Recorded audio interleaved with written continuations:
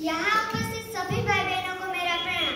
हम अपनी जान के दुश्मन को अपनी जान कहते हैं। हम अपनी जान के दुश्मन को अपनी जान कहते हैं। मोहब्बत की इसी मिट्टी को हिंदुस्तान कहते हैं। हिंदुस्तान कहते हैं। जो दुनिया में सुनाई